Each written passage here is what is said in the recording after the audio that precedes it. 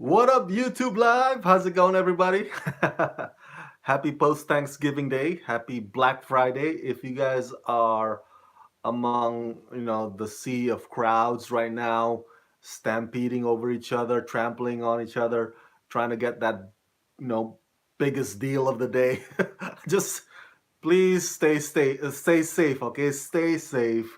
Don't try not to hurt each other in the process of um, shopping for whatever items that you're gunning after. So, yeah, enjoy your day and have a safe shopping Black Friday. And I hope you enjoyed the turkey yesterday. So, as always, of course, every Friday I'm doing my recap or review video of the newest episodes of Titans. So, this is my review of season 1, episode 7, which aired today. So, yeah, as always, with all my recap or TV reviews videos, this too will contain spoilers. So, spoiler alert! Spoiler alert! Now, if you're wondering why I do, um, man, you can see my air spray there in the back, and my bottle of water. If you're wondering why I do a live stream review of TV shows using my cell phone or smartphone or camera phone as opposed to my laptop, is because I have my notes on my screen on my laptop. I mean, I could write things down, but it'll take forever. So typing is faster for me. And why do I have notes? Because I don't want to forget all the pivotal points that I want to bring up during my review. So yeah, spoiler alert. Let's go. First of all, let me say that this episode titled Asylum, that got me geeking out because I'm a huge fan of any story that is set in asylum setting, right? Like One Flew Over the Cuckoo's Nest, and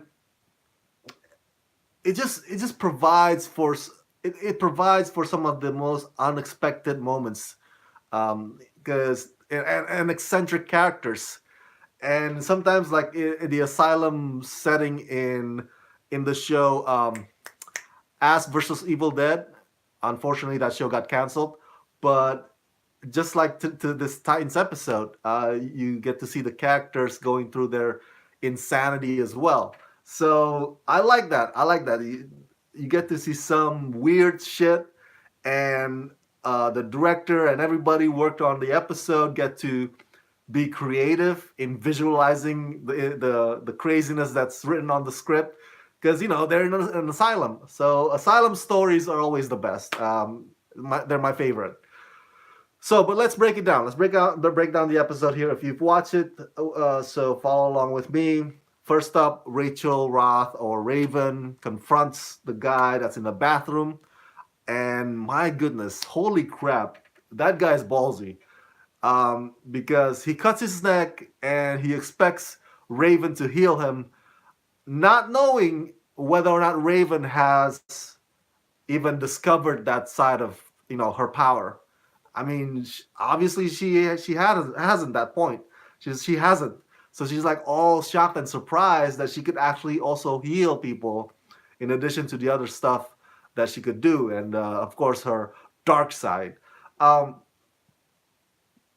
as you know, again, a reminder: Rachel Raven, her arc is the big storyline uh, throughout this whole season 1, about how this organization that's trying to summon Trigon, which is Rachel's dad.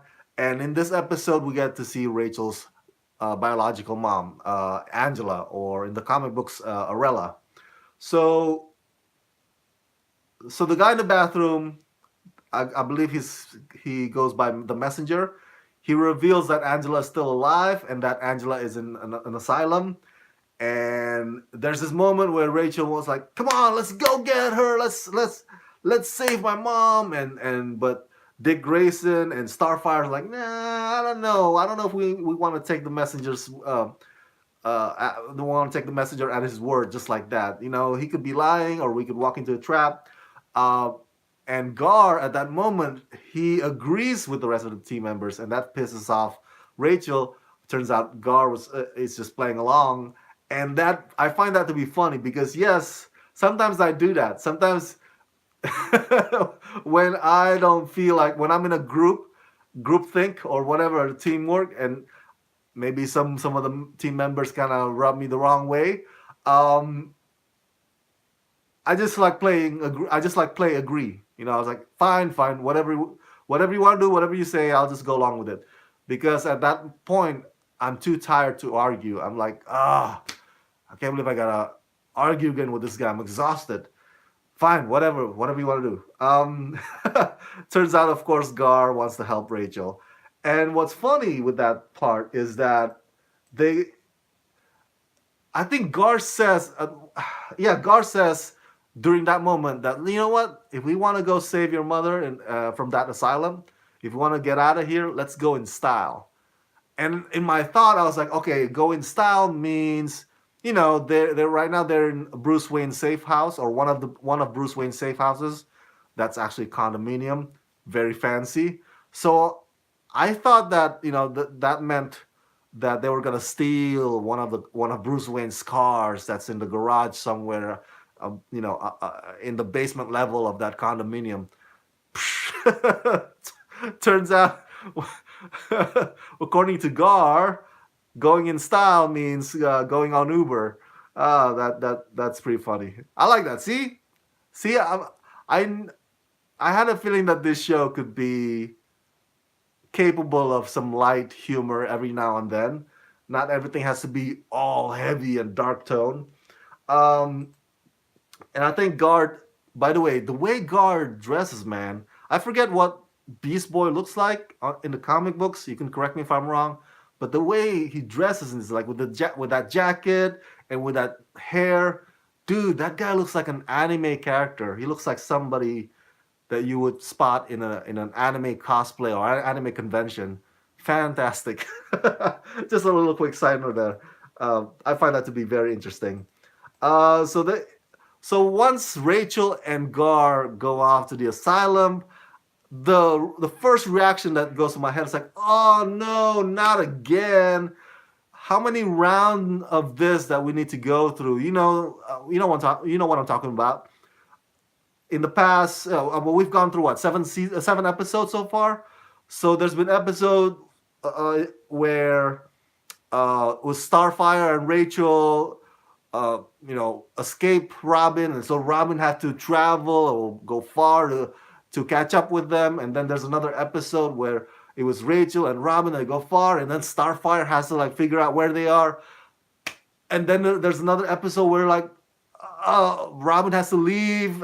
I just like ah another dance, another round of some of them, without telling anybody, would go away, and then the rest of the team would have to catch him. Or it's that's by this time it gets a bit exhaustive.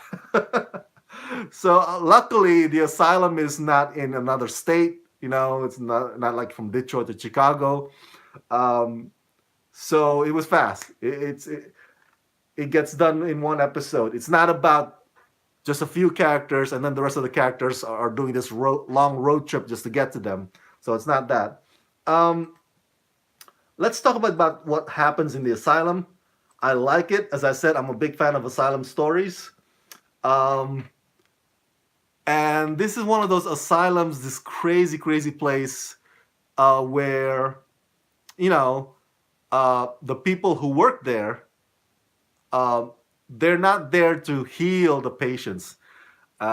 Just like in Arkham Asylum and some other asylum stories in the past, these people they get off on doing experiments or conduct lab rats. They get off on trying to figure out, oh, if we prick this part, how would that part react, or how would that part behave to that one, prick.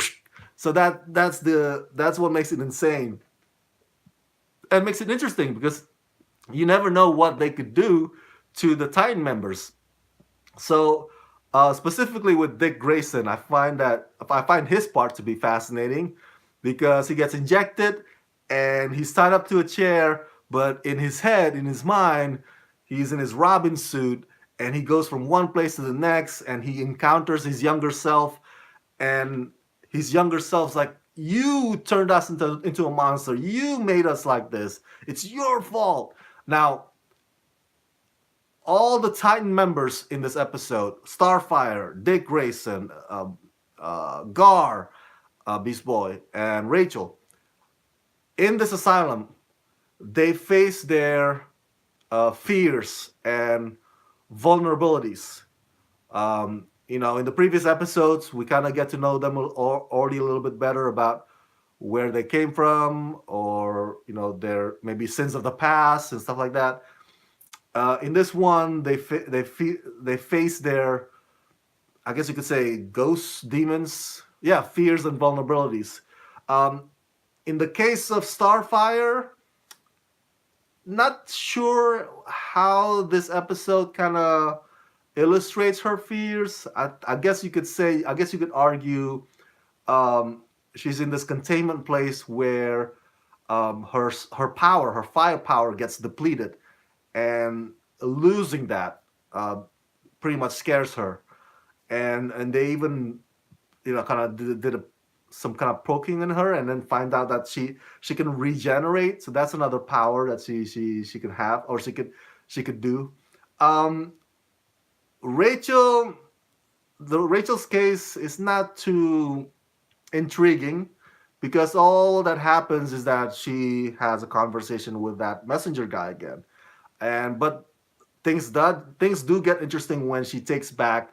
Um, Remember, she heals him, and she's like, "I'm taking it back." So the cut on his neck, it bleeds again, and he dies. That was like, oh fuck! I can't believe she just did that.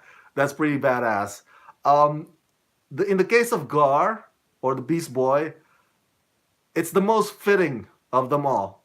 Of this lab rat situation that the Titan members find themselves in, because Gar, he's in a cage, and the guards around him keep poking him with this cattle prod, electrical prod, and it's like, of course, it makes sense. He's a beast boy, beast in a cage. You cattle prod is what you use for animals. So I was like, okay, it's very fitting for his nature, for what he is. So out of the four, I think Robin and Gar are the sequences that I enjoy the most of this insanity place called Asylum, and the experiments that they do on them.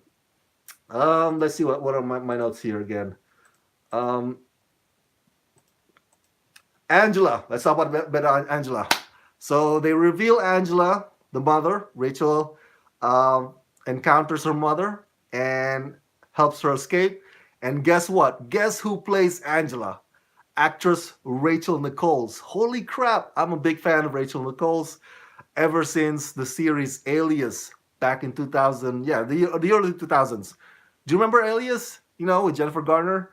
At one point, there's a season when Jennifer Garner's character kind of gets replaced by Rachel Nichols' character. Kind of like how the X Files. Remember those couple of seasons when Mulder and Scully kind of left or went away, and these two other guys, including Robert Patrick, stepped in.